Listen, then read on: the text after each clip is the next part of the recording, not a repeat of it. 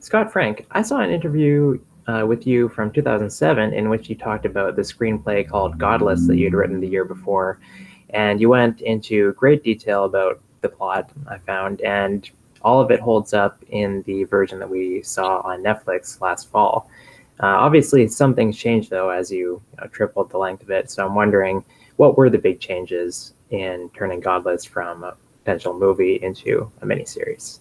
There were quite a few, and I'd actually written it in 2004. So I'd been already, by the time you read that interview, I'd been 3 years on the hunt to make the movie. The biggest changes involved several areas, namely the women in the town. I expanded a lot of the characters there. The relationship between the sheriff's sister, Mary Agnes, and her girlfriend, Callie, was hinted at in the feature script, but it really wasn't as developed as it is in the miniseries.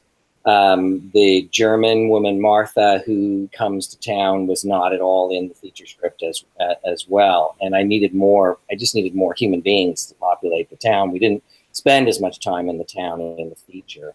Whitey's relationship with Mary Agnes was also much bigger in the miniseries than it was in the feature, and the town of Blackton was not at all in the feature script. And so Whitey's relationship with Louise was also a new addition to the miniseries. And finally, maybe the biggest thing was Roy's relationship with Alice. Is a much more romantic relationship in the miniseries than it is in the script. There's certainly romantic tension in the feature, but it's never really consummated or developed. He ends up leaving before he even so much as kisses her. But he has a relationship with her son and is very much a father figure to her son in the feature. And Alice's backstory, a lot of Roy's backstory with Frank was developed, and we shot a lot of in the miniseries scripts. There was a ton of Roy and his brother, and we ended up cutting about a good hour's worth of backstory of his childhood because the miniseries just didn't need it. Like, you actually shot it? Shot it. It's all shot. Okay. Be a whole other show. Yeah. So how did you come to Netflix? Well, what had happened is I was very much looking around, watching television and starting to think about, the world of the miniseries and the world of streaming. And Steven Soderbergh, one of my producers on the project, along with Casey Silver, had just done the Barachi movie on HBO and had done a couple of seasons of The Nick and really enjoyed that process, really thought it was an amazing thing, and said to me, maybe we should start thinking about this as a miniseries instead of a feature. You might actually be able to do a better version of it. And so we only talked to two places. We talked to HBO and to Netflix, and they both wanted to do it. And Netflix was more immediate and really motivated to make it right away. And so we ended up doing it there. Now, there are some comedies that have a single writer and director for the whole series, or maybe on some dramas like Twin Peaks, you might have a pair of people doing it. But I feel like you had like unprecedented control, like writing every single episode by yourself, directing every single episode by yourself on this hour-long show. So tell me about that.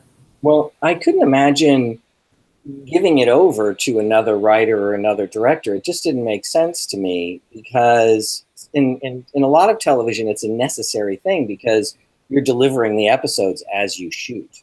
So you're in production and serious post-production at the same time.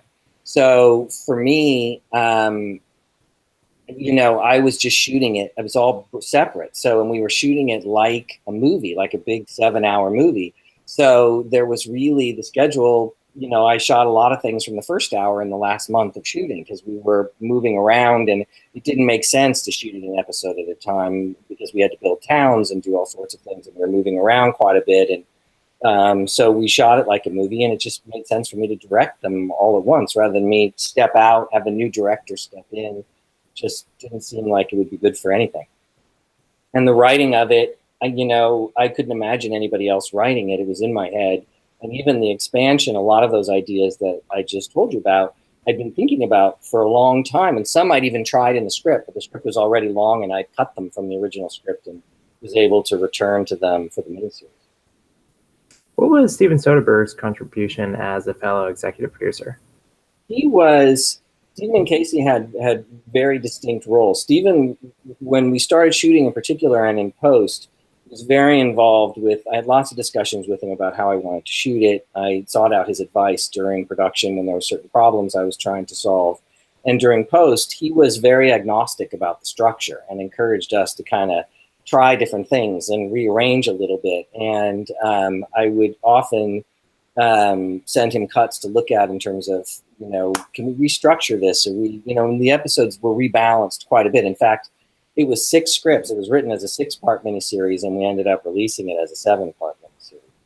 Whereas Casey was involved from the very beginning. I wrote the script for Casey Silver, and he was very helpful to me in the writing of the script. And he was there during production every single day, and was also there in the cutting room. So he was like my sort of on set, in the moment buddy, if you will. And Stephen was sort of our rabbi looking overall. Now walk me through the visual rules of the series. Like, did you avoid certain colors? Did you do different things for flashbacks and solve that? We had a pretty rigorous palette, but the main thing was natural light. We were trying not to use a lot of light. We were trying not to add light in scenes that wouldn't happen. If the saloon is dark, it was going to be dark, and we didn't want to have this fake light, coming from nowhere, or outside, have 3 moons worth of light lighting up a barn, for example. We were very mindful of keeping it natural, and the digital world right now enables you to do that. And in fact, digital looks great. It looks better the more you push it. So we were testing a lot during pre-production to see what we could get away with. I mean, that scene, for example, in the bar when they light the lantern and slowly all the men are kind of revealed in the back in episode 3. We did that for the most part practically. It's, when that lens goes down over the flame, it really kind of lights everybody up. And we were really amazed by what you could do digitally, and it looks like film. I mean, the blacks were beautiful and really, really black. We didn't shoot anamorphically, though, as a result, because those lenses require a lot more light, and we wanted to go fast. We knew we had to go fast. We were already shooting for 120 days. So the big rule was no light. And then my other rule was I didn't want to shoot it with so much coverage that I was just doing what a lot of television does, where we're cutting all the time. I only wanted to cut when we really needed to cut.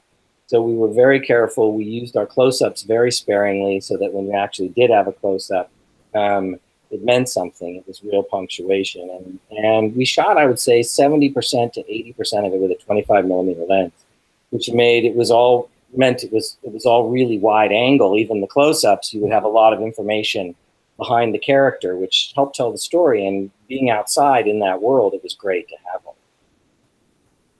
Now, I have a question that I feel like might offend film snobs or lovers of cinema, but I feel like maybe appeals to people who watch Netflix.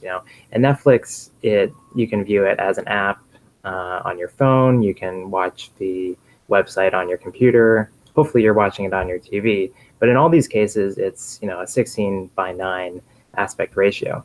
So why do you film it in a different aspect ratio where everyone who sees it is getting these black bars on the top and the bottom? Well, the black bars are not really black bars. That's really a true image. So people think they're getting image cut off. But letterboxed images are not blocking the top and the bottom. That is the shape of the actual frame when you see that. And when you release that, when those films are cropped to be released on television, then you're losing image. You're losing the right and the left. And so it's actually what it's supposed to look like. It's just your screens aren't shaped for it to fill the screen. And when you do fill the screen, sometimes it looks strange, stretched. So letterboxing for me is the purest way to look at widescreen, and it looks beautiful. The problem is more that people are watching on phones and things like that. And so it gets tricky, especially if you're shooting a show like ours, which is in a lot of low light. It's hard to see on your phone when you're out in the world. It might be a little more difficult. But that is the reality of what's happening, and I wish I could have made this on the big screen, but I've watched it, on the small screen on television, and it still looks beautiful, and but it is where people are going. And I'll tell you, there's a trade-off, because you may lose the so-called purity of being in a theater, but more people see it. Way more people, I think, saw Godless in the format that I did in the miniseries format, streamed on Netflix, than I think they would have in the movie. So I'm all about go with the flow right now. Now, when the title Godless comes up, is that supposed to be Merritt Wever or Jeff Daniels, or is it just a silhouette? Oh, the image in the title sequence? Yeah. That's Merritt. Okay. Definitely Merritt, yeah. When the head turns. Yes. Yeah. Yeah, Merritt. Yeah. Okay. Now, why tell a story, or especially a Western, that's so much about women? I don't know. I really thought I was writing a movie about fathers and sons, but Mimi Munson, my researcher, very early on had discovered these towns throughout the Southwest, these mining towns that had lost all of the men or a good portion of the men in various accidents. And she thought that might be a great setting to use, and the more I thought about it, the more I thought that's a great setting. And I began in the feature, it was definitely a part of it where he was coming to this town, but the bulk of the action took place on the ranch. In the miniseries, I really made the town, gave the town a lot more prominence. And it just seemed like an interesting story or an interesting setting that I'd never seen before, and something different to me. And the more I would read these oral histories and letters from a lot of people who lived back then, the women were increasingly more and more interesting to me. And there's a whole scene where he's reading, I think, a bunch of letters that they find, and a lot of those letters were letters that Mimi found at the UCLA Research Lab, actual letters. Yeah, like even in this story, though, you have the lead is male. You've got Jeff Daniels. You're male. Do you feel like how it was portrayed in the media as kind of like a feminist Western accurate? Well, I think that's how it was portrayed in the marketing. And, I always like to say that selling a movie and, selling a story and telling a story are frequently two different things. And I think that they really focused on the kind of hookier aspect of the story, which is, a town full of all women and badass women with guns and so on and so forth. And the whole notion of it being a feminist Western came out of that. And I also think what was happening in the world at this time really, also kind of amplified that. I think there are aspects of it that are certainly feminist. I don't know that I'm particularly the best spokesman for that, but I think I'm glad that it's there. But for me, it was all about spinning yarn, and that was a great aspect and a great piece of the story. But there are lots of pieces to it as well, and I know people were frustrated because there was so much of. They really leaned into that, as I said, in marketing. But I'm all about if you can get people to look, I'll apologize later. Now, the women in the town, they refer to their sheriff, Bill McNew, as a coward. Yes. And what qualifies him as a coward? Well, he seemed to avoid conflict a little bit, and he seemed to be kind of stumbling around. He was never around when things were happening because he was off trying to cure his impending blindness and trying to stave that off. And so they didn't know that. So they misinterpreted his absences as cowardice and as somebody who was shirking responsibility. I also wanted to ask about Frank, because, the whole time he's talking about how he's seen his death and, whatever situation he's in is not it. So I assumed that when we got to that last scene with him that he was so calm because like he had already seen this play out. But that wasn't the case. So why did you subvert it? Because I thought it'd be fun and unexpected. And I thought it was interesting to have just because he says he knows his death all the way through doesn't mean that he actually does. And so I thought it would be kind of a funny little moment in the midst of this to have him be wrong about it. And that the whole time he's standing there and he's not getting shot and he's confident in his ability to survive whatever situation he's in. But the truth is he got it wrong. And I just thought that was a more interesting choice than him actually seeing it. And I also couldn't figure out, to be honest, what his death would actually be and how to subvert that. Yeah, I think that was my next question was, what death did he see? I don't know. Probably, given he was allergic to bee stings. I don't know. I mean, it could have been any number of things, but I never had a concrete idea in my head. I just thought it was great to have a guy who was so confident in his own ability to survive and was actually mistaken. Now, tell me about your lead, Jack O'Connell. I feel like he's somebody who's maybe not a household name quite yet, but he's somebody that Hollywood, I feel like, has a lot of confidence in, Yeah, casting him in Unbroken and various other things in the last few years. yeah. He's an interesting actor, and I saw him first. I saw him in Unbroken, but I really noticed him in a movie called 71, which was tremendous, and a British film. And he was so good in that movie and just riveting. And I love actors like that, especially young actors who aren't afraid to be just kind of still. Reminds me of Steve McQueen and some of my favorites, Paul Newman in the early days of his career, where they were just so quiet and commanding that you couldn't take your eyes off them. And he was that way, and he also is very emotional and expressive as an actor. He's very there's a lot going on with him, and you can see it on his face. And so I met him, and I knew pretty much right away he was the guy when I shook his hand. I just had a strong feeling about it. Now, at the Writers Guild Awards this past year, you were nominated for Godless on the TV side, but also Logan on the film side. And we've seen so many live action superhero movies get that Writers Guild nomination, get various other nominations in the lead up to the Oscars, but it never, translates at the end. So, what is it about Logan that you think transcended the genre? I don't think it was trying to be a superhero genre. I mean, I don't particularly like superhero movies.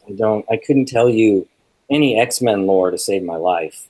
I can barely remember that his claws are made out of adamantium, and I'm not even sure I'm pronouncing that right. So I just don't know a lot about it. But I think as a character, a guy who's immortal, that must be horrible. And it's really interesting as a writer to think about someone who watches everybody he loves die and who has chosen a life of violence. It's a very Western kind of thing, too, to realize that you've lived your life in this kind of gray area. And so I just like that about him as a character. And I thought it was, and the last time around with Wolverine, when we did it, we almost got it right. We took away his powers after 20 minutes and explored what it would be like for him to live as a human, which he always wanted to. But then at the time it was a different studio group, and they really wanted to have the chases and so on and so forth. So to be able to, with Logan, really explore it and really kill him in the end and really deal with his death was a lot of fun for us. And we just treated it like a movie, like a story, not a superhero story. Or as Jim Mangold, the director, liked to say, we weren't trying to sell Happy Meals. We were just doing some sort of exploration of who this guy might be if he really had this curse, because it really is more of a curse than some sort of a super ability, I think. And finally, He's a very tragic guy. And finally, I wanted to ask if you have any projects that you've been working on that you want to plug that we can see, maybe 10, 15 years from now. Good question. I think I'm going to do another miniseries for Netflix based on a novel I read many, many years ago. So it does go back, called The Queen's Gambit. It's a Walter Tevis novel that he wrote in 1983. And Tevis wrote The Man Who Fell to Earth, and he wrote The Hustler. And it's a great novel about a young female chess prodigy during the Cold War, during the 50s and 60s. And it picks her up when she's 8 years old in an orphanage in Kentucky. And back then they used to sometimes drug the kids to keep them compliant. So by age 9, she's already kind of a drug addict, but she learns how to play chess and is quite good and becomes a master of it quite quickly. And it's her life between age 8 age 20, 22, when she ends up playing the Grandmaster in Russia, all during the Cold War too. So it's really, really interesting. And she's a fascinating, fascinating character. And I'm excited because no one gets shot, raped, or hung. So it'd be nice to do something a little different this time. All right, thanks very much, Scott. Congratulations this past year on receiving another Oscar nomination, and we look forward to seeing you at the Emmys this summer. Thank you very much.